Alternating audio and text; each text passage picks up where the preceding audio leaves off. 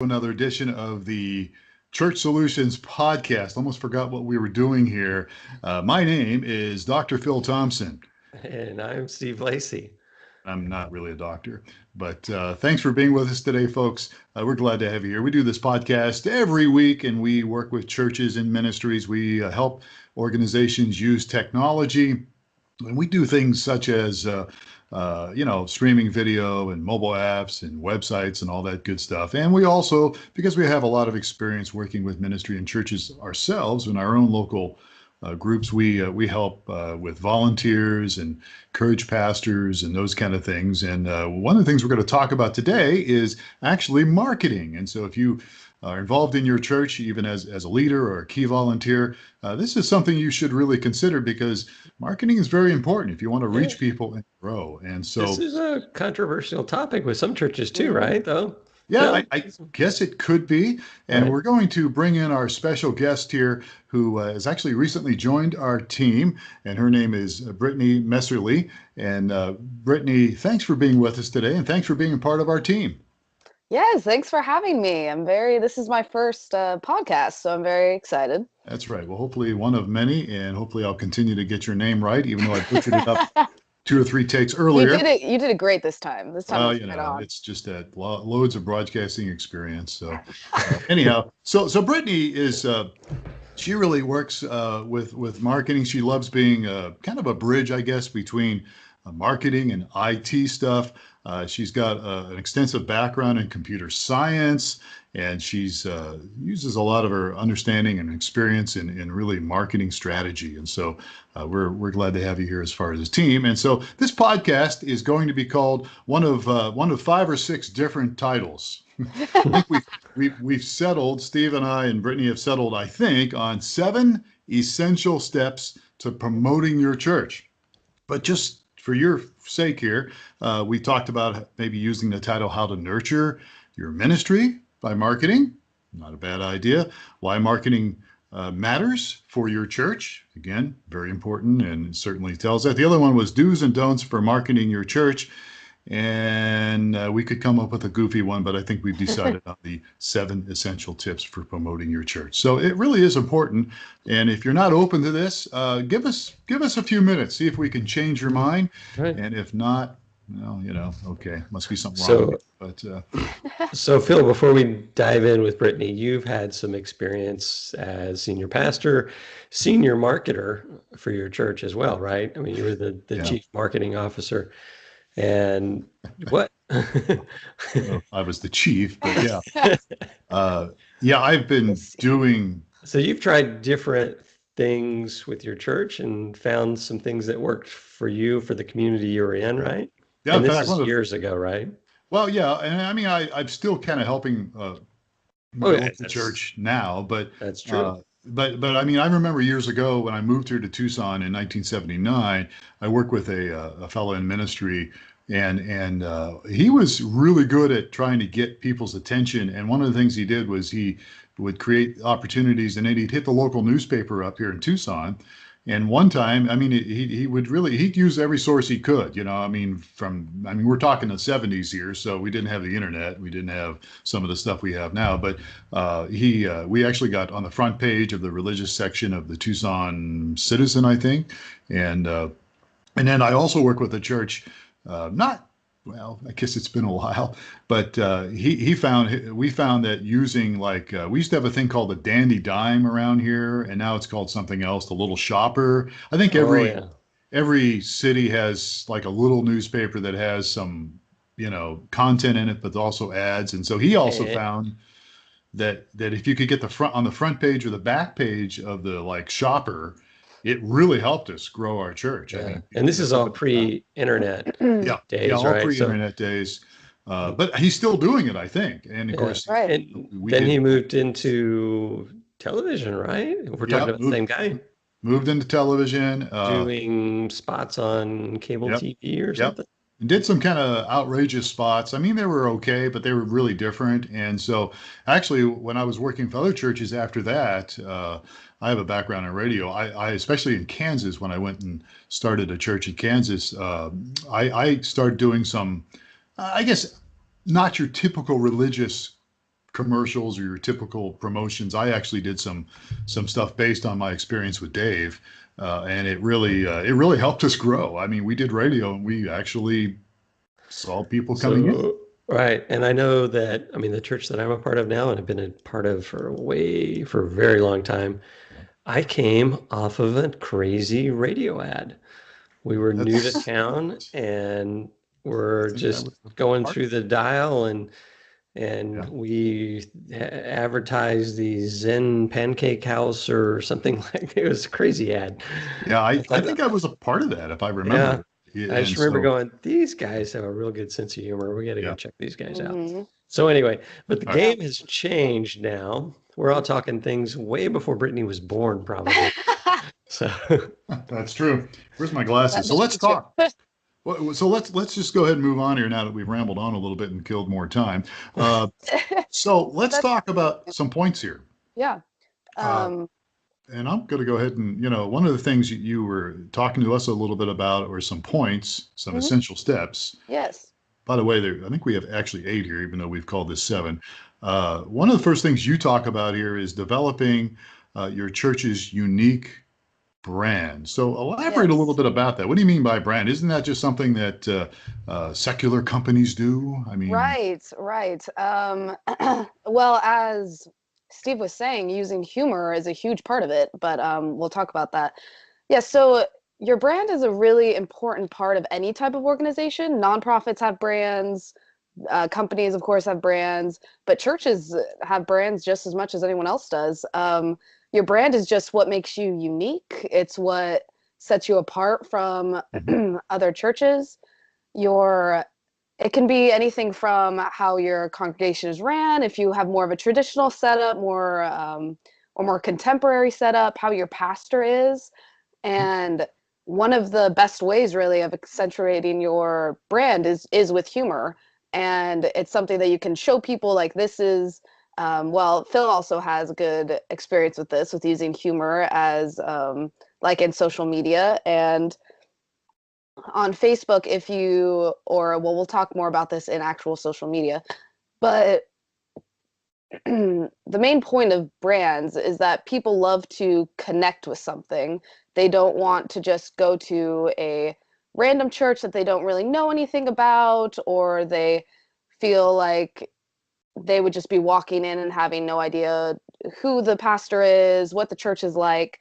And so if you give them something to connect to, and so that they can understand really what your church is about, then that can help foster new visitors, help keep ones that you have engaged, really understand your guys' core message, all of those. This kind of goes along with the idea that you attract who you are. I mean, this exactly. is kind of a basic principle within church. And, and within the church that I'm a part of, who they were, or it's not as much as who they are now, but early on, and when I think Phil, you were part of the church during that back time, they had, the senior pastor was the worship pastor, and so worship and the music, and we were really very music oriented, and we tended to attract a bunch of musicians, and which just kind of kept the ball going. And so yeah, that would be an example of, hey, we're really into the music, we really feel it's an important and a gifting, then you would promote, that would be your brand potentially. Oh, right? Definitely. Yeah. So when I think of brand, I think of like logos and those kind of things, but you're saying it's actually more than just. Oh, it's much more than that. Yes. Just having your church's logo. Yeah, it's anything that, it's more of like an identity for your organization. Right. So it can encompass a lot of parts to that. So like a logo is part of it, and kind of your designs, but it's really more of your identity. Right. And it's kind of hard to, I mean, you think of a company like, Apple versus IBM. They're both in the computer business, but they have very different kind of styles and stuff. So it's really, I guess you're poking at kind of identify. Yeah, you don't want to advertise something you're not as well. True. You want to be true to your, that's definitely you true. wouldn't say, hey, I'm, average age in our church is 65, and we're a really cool hip happening skateboarding group, Yeah, yeah. that would probably not go over too well. There's a Right. bunch of old hippies in my church, but See, That are that's on your brand. skateboards then, huh? That's a brand, definitely. Yeah, there you there go. you go. Yeah, absolutely. So you need to be consistent though, Hmm. too, right? I mean, you don't want to be all over the map. Right. You want to So, identify some core principles that and some core right. um, kind of categories, I guess you would put yourself into, or ways you would describe yourself and kind of Yeah. steer it that way. Yeah. And then you also mentioned about humor, and that was one of the things that, Steve knows who I'm talking about, David McAllister. We actually used a lot of humor at times in what we were doing. And so humor, uh, I mean, humor really, I think, is a great way to attract people and communicate. Uh, Right. I guess the only thing I would say, and I've been guilty of this in the past, shockingly, is that sometimes you got to be careful the humor you True. use. Hmm. You don't step across the line, whatever that Right. line is. And Right. You do have to, yeah. Phil doesn't know where the line is, Yeah. so that's why. Yeah, it's kind of sad. Which that is something you can identify more blatantly with other officials in your church or who might be helping you run the website or the social media or Yeah, anything or flyers. You can kind of identify where those lines are. yeah, So that way, sure. yeah, you don't run into Yeah, anything. yeah, All right, yeah. let's move on to the next Yes. essential. What is the next essential? Brittany, you want to tell us what that? Yeah, the next one we can do, let's talk about follow-up tools. So follow-up tools, this is something that other businesses really rely on recently with the age of email and texting and everything. And so it can really beneficial for churches as well.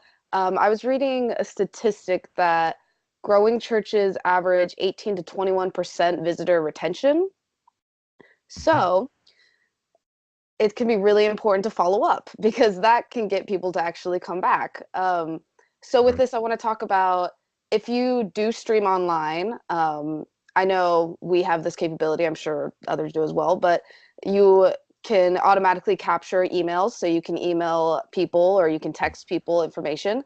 And so it's also important to get that contact information for in-person visitors, so you can kind of add them to your little online congregation so that you can send out emails just to keep people informed. You don't want to spam anyone. Don't send like an email every day. Don't do anything like that.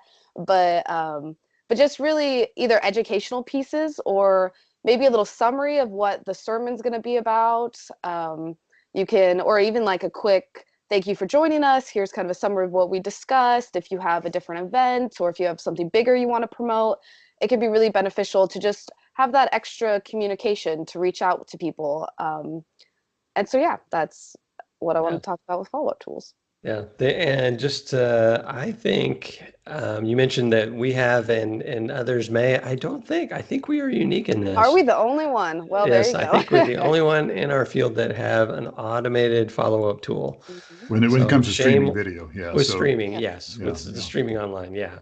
yeah. Um, yeah, and I'm sure that I mean we're getting into the topic of, the is the ministry a business? If you have a business and you have an online presence, you're going to want to follow up. And so Mhm. you want to employ the same kind of tools that you would Right. in a And I would, business. I'm sorry to step on you, but I would also add to this, and that is you should have a system in place and probably somebody that's overseeing Mhm. that system, probably one person that oversees that so that, when people do come in and you do have their information and you do, you want to make sure that you're either if you're sending emails or maybe phone calls today, it's so hard because you don't talk. Most people with caller ID will not pick up the phone if they don't know who the number is, usually. Exactly. But I will say this, that even if that's the case and you are making follow-up phone calls saying, hey, thanks for joining our church. Mhm. Thanks for being a part of our church last Sunday. We just want to say thanks for coming and let us know if you have any questions. So even if that goes to voicemail, I still think that's an effective thing because Mhm. they're going to Right, listen to it later anyhow. So you may not right. get the conversation because of caller ID, but it still shows that you care and That's that true. you're willing to answer Right. any questions. And this And that's a also big part of follow-up. emphasizes This also emphasizes the need to get their contact information. So you want to employ, I won't say tactics, but methods, tools to incentivize people to provide their contact info. I think a lot of churches, and in our church, is you fill out your contact card, and if you're the first time guest, you come to a special area and you get a free gift. And so that kind of that's good incentive. Yeah. Yeah, that can work really well. All right, so follow-up tools. So let's talk a little bit about the next point, and that is website management. Something that I mean, obviously we've talked a lot about websites and how you need to have a nice website, but the other thing is you really need to kind of keep it up to date. So expound on that a little bit, Brittany, if you would. Yes, that's a really good point to start with, is that some people will just build a nice website or hire an outside person to build a nice website, and let's just let it sit there and not do much with it, not really update it. And that's a big mistake. These websites can be so important to getting messages out, to once again, to accentuate your brand. And so having someone on your team who can edit the website is very important. You can have someone build a website for you on a CMS, which is content management system, so that it's much easier for kind of an average person that doesn't know a lot about IT, that they can edit it. And so having someone just with that capability on your team, that they can at least edit some content, they don't need to know a lot of code, but that they can just edit some content for you is very important. Yeah. Like for churches, I would say having your service times or other schedules right on the homepage, right somewhere really easy that someone can access it, is very important, so that it's right. If you stream live, you can have a link to the live stream as well. But just so it's right there, because you want, that's obviously a big point of your website, is you want people to know your service times so they can come in different events that you have. And also making sure that it's mobile optimized. More and more of web traffic is coming from mobile devices, from tablets. So making sure that it's mobile optimized so that people don't have a bad experience, because that can be a big reason why people will just leave your website, is if they can't really read anything, it's too far out, it's not mobile optimized. So that's another important feature as well. Yeah. One of the keys, you go to a website today, and they're listing their Christmas Eve services, and it tells you several things, right? That they're not paying attention to it. Yeah. Right. And it kind of tells you they don't feel their website's that important. And which is the front door for every new visitor, is going to be their website. Right. That's immediately what you do when you find something new, is you'll look up the church and you'll find their website. Right. Well, maybe they're just trying to get ahead of the curve and, want to advertise their Christmas Eve service in January or February. There's people there. I think that's a good point as far as content. And now my understanding is, when it comes to SEO stuff and Google, and we've talked about this, of course, over the years, and there's really not really sure there's a secret sauce with Google, but there's obviously something. But I have heard that if you can keep your content relevant and up to date, it does help. Your SEO is what I've been told by certain people. So yes, there's a lot of different tips and tricks that we probably don't have time to go into a lot of them, but can do that. But yeah, that might be a good follow-up podcast. But yeah, it's definitely Google definitely likes you to be true to the information that you're giving. Don't this is more that they used to do in the past, that they would just throw in a bunch of keywords and it wouldn't really make sense on the website just so that they could get SEO. Google's a lot smarter now. That won't work. So really use words that you would naturally use, but you can do a bit of optimizing around certain keywords. If your church has certain things that they're more known for, you could accentuate that, and having different pages, having a blog, that's a really good way to attract visitors by SEO, because you can have different articles about something that someone might look up, and then they find you through that. So yeah, there's a whole other world of SEO. And probably just a completely other topic would be AdWords, right? Oh yes, yeah. I mean, yeah, we could really have a whole podcast on websites in general. I think that's something we would certainly will do here in the future. So let's move on here a little bit. And you've been helping us on all these areas now that you've joined our team. And one of the things you're helping us on a lot is our social media presence. Yes. And that obviously is very important for ministries and churches. Mm-hmm. Yes, I've found actually, we just created our Instagram page, and I found there are a lot of pastors that are using this tool, and I think it's really smart. They're getting a lot of engagement on it. And so with social media, it depends on how kind of much bandwidth you have, who you have is going to run it, for which social media platforms you should use, and also the age and other demographic factors of most of your congregation. But obviously, like three of the big ones are Facebook, Twitter, and Instagram.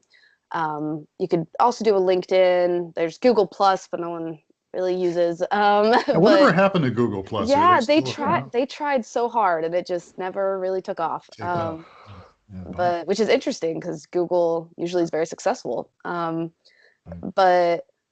But a big part of social media is to do a mixture of your own content and then also reposting other people, engaging with other people. I've been noticing some pastors on Twitter and Instagram, they'll post a quote from their sermon that they thought was really impactful with like a nice graphic behind it and make it look all nice. And then they'll also, on Instagram, there's Instagram stories, and you can repost some people's stories, especially if they tag you in it. And that's a way to engage with people. You can engage with people on Twitter, just commenting or retweeting their tweets. And so it's a way to both promote what your church is really aligned with, what your messages really are, and also to engage with your congregation. And so when you look at social media, you can really just ask yourself what you're trying to achieve. Are you trying to get new visitors? Are you trying to kind of entertain visitors? Are you trying to do it more humorous, more serious? Would you like a mixture? So you can kind of have an idea of your goals with social media and then put a plan in place for each platform. I also recommend doing different types of posting for each platform. Not just posting the same thing on everything, but actually having a plan for each one. But yeah.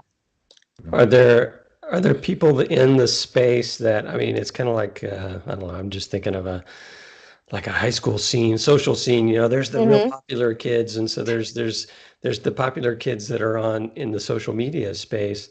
Is there, and I'm just asking, is there a way, or is there any benefit to try to connect up with or repost their stuff or have them post your stuff? Or definitely, there's kind of a middle ground you can find, because if you're trying to attract someone that has 1.5 million followers, they're a lot harder to get than someone that has about 200K. So, but that's still a lot of followers. So there's kind of a sweet spot you can find with people that you can try to connect with them. How would you go about connecting with them? Well, it depends if you have a certain post of theirs that you really connect with. You could share it like to them and send a DM asking if you can repost it. That's a way to connect with them. You can comment a lot or like a lot of their posts, because especially people that you can look, if you want to be really strategic about it, you can look at how many comments they get. And if they don't get more than, I would say, like 20 comments, these people will really notice if you comment a lot. And what can happen is if you kind of build a relationship with them first, like comment, and don't just comment to comment, like actually have something to say, or at least come up with something that you're like, oh, this is kind of an interesting point that I can make, or I could say to them, and comment and like on their things, then they'll notice you. And so then in a little bit of time, you can direct message them and say, hey, I really like your posts. I was thinking about doing this, or and then also just naturally posting really good content. Right. There's a lot of bigger Instagrams or Twitters or anything that'll repost or republish content that they just really like and they didn't think about. So if you can kind of build that relationship and then also build your own presence, so that if when they notice you, that they're interested in doing something with you. So Another question for you here. Just Mhm. let's say, I'm a pastor of a church and I'm in this community and, I don't know everybody in my community, but I Mhm. want to reach the people in my community through these platforms, but I don't know them. Is Mhm. there a strategy for trying to figure out how to get connected up or have them notice me or? Do you mean that you don't know them personally, but you see them online? Or no, I don't know them personally, and or I just want to reach the people that are, within the 10 miles of my church or so. I guess Mm. I guess I'm maybe out Right. of luck there. I don't know. I'm just No, reaching no, here. you can use well, you can use local, like using your local location on Instagram when you post things. And also if you publish stories to the local thing, some people will go and I mean, I do. I'm in Portland and I'll go and I'll watch the Portland story. And so then it'll go through a bunch of different people's posts that are in Portland that tagged the geolocation. So you can do it by using that feature on Instagram. You can use different hashtags that are more like More local oriented. local hashtags. Yeah, like hashtags that you notice. I have a list of hashtags that I pull from that I just collect over time for different categories. And and some of those are when you see a local posting and you notice like a hashtag that they use, then you go to it and it's a local hashtag. There's a lot of those for Portland. There's a whole bunch. And So also just making sure that your location is on your website, is on your social media, stuff like that. Like Twitter sometimes will do more of a local, it depends on the user settings really, but sometimes users will have it set up so that they're more like their hashtags are more geared towards local instead of like international or national. So yeah, there's a variety of ways that you can try and connect with people in like in the local area. Mhm. all Yeah. right. Normally, when I do So that, I get blocked usually, but we won't get into that. I'm sorry, what Steve. are your hashtags, Phil? No. I mean, just things like, That's the city problem. name churches or something, Tucson churches would help maybe, Yeah. get you discovered or, Yeah, and yeah, or just being creative. and following other, like you can yourself go into the location on Instagram, go into the hashtags and follow a bunch of people that are local and that you would like to connect with. This is something that a lot of different organizations do, is just following different people and commenting on their things. And once again, I would say not to spam because people can really tell when it's just like a company automatically commenting. Um, but if you actually put some thought into it and then put some thought into your actual postings, when people go to your page, they'll want to connect with you. And I'm assuming your content you want to post is going to be consistent with your brand Yes, so of that you course. kind of, yes, all right. Of course, everything goes back to branding. That's All why we right. start there. All right. So a couple more minutes left here. One other point you have is don't ignore non-digital Yes. marketing, and that's Yes, kind of what we were talking about when I first came on here. My exactly. history in the 70s and 80s. You're talking about flyers, brochures, inserts, word of mouth. Yeah, word of Which mouth is is good. incredibly powerful. Um, Word of mouth is why that's something that Yeah. companies, all organizations have been trying to figure out since marketing Yeah. began, is how to get people just to talk to their friends about and Right. recommend their, Yeah. here in their church.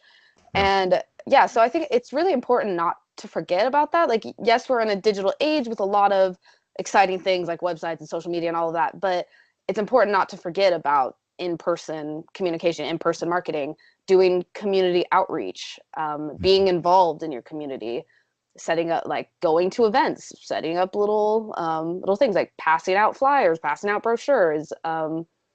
Different and booths at different events. Yeah. yeah, Yeah. exactly. And And it's I think yeah. Sorry, go ahead. another thing that I would just I go back to experience in my churches. Yeah. I think they do well is they equip the members with those kind of things. So they Yes. come on a Sunday and we're going to have, a Super Bowl service and they'll say, here's the Super Bowl tailgate party invite. And so they give everybody a bunch of invitations Yes. to hand out. So, Yes, that ties to kind of one of my other points about not forgetting about your current congregation. Um, that because that is really important. Your congregation is that they're your church. Like, they're the best ambassadors for your church. And if it's to reach out, like even they can reach out also digitally. If you're a congregation, if there's certain members that are very into social media and they wouldn't mind sharing your post, that would be great. And but also not to forget about them when you're marketing as well. You don't want to just focus all of your marketing efforts on new visitors. You want to also make sure that you're retaining and nurturing, I'll say nurturing, a relationship with your congregation.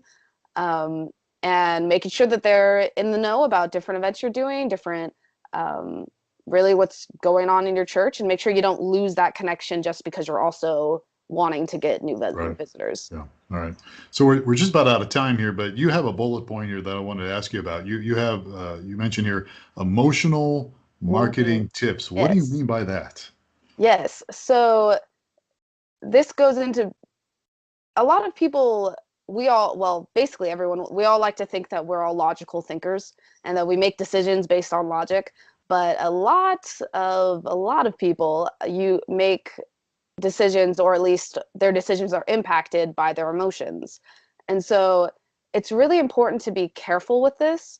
You don't want to, especially as a church, you don't want to try and play on people's emotions or try and manipulate in kind of a, since I'm talking about churches, I'll say an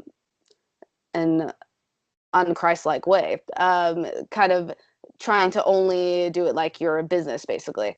But you can still use emotion to impact people, because that's one of the best ways to do it. But just using emotion that's true to who your church is and isn't made up. It's actually when you give a sermon, or when you share that on social media, or when you write a blog about it, that you can use emotional marketing and ways of connecting with people without it being fake. Use it in a way that it really does inspire people, and it really does make them want to attend your church because of how they feel. But that feeling is real because you really did share something important with them. Right. Yeah. I get that. I definitely get that. I'm doing a message this Sunday, and I'm talking a lot about grief and impermanence, and I'm sharing some humor, but I'm mostly sharing some sad stories about my brother passing away, and it's legit. It's very authentic, and and that's a good way to connect with people. Yeah, and it is showing that emotion. I can attest to the, people, like you were saying, that people try to make logical decisions, but I think almost every decision ultimately comes down to an emotional decision. It's at least a large impact. Yes. Yeah. You want to be able to involve their emotions into it. Yeah. So when you're marketing, you don't want it to all just be very cut and dry. Yeah, exactly. Right. You want to here's our stats. Exactly. Something like an engineer would try to do. Yeah. Yes, exactly. We're humans. We are humans, and we do have emotions. All right. So look, we're out of time. I think it's okay. We can skedaddle here. We've been talking with Brittanye Messerly. There it is. There you go. You got it. You got it at the end. Well, and you even spell your name a little differently. True. Just the Brittany part. But so I always want to call you Brittany Ann, because I see the A-N, and I'm like, I'm just going to call you Britt. Probably is what I'm going to call you. Yeah. Do people call you Britt sometimes? People call me Brit. People also actually call me Britain, like Great Britain. Oh, okay. Yeah. There you go. See, that's easy for me to remember. So, yeah. All right. So she's part of our team here, and we're kind of gone over here, but I think it's been good material. And look, if you want to give us some feedback on this, folks, you can just send us an email, support@streamingchurch.tv. That's one of our domains. And if you love to get your pros and cons on this, if you agree, great. If you don't, we'd love to hear from you. And also, hey, if you have questions about some of this, we've covered some of this stuff pretty quickly. Yes, I'm sure Brittany would probably be available to try to answer some of your questions. Again, just send us an email, support@streamingchurch.tv, and we will make sure she gets that. So, all right, good. Are we good to wrap things up here, guys? I think so. Yes, I think we're good to go. Okay, super. All right. Well, look, that's Brittany and that's Steve. I'm Phil Thompson. Thanks for spending a little bit of your day with us on the Church Solutions podcast. Take care. We will see you again next time. Have yourself a great day.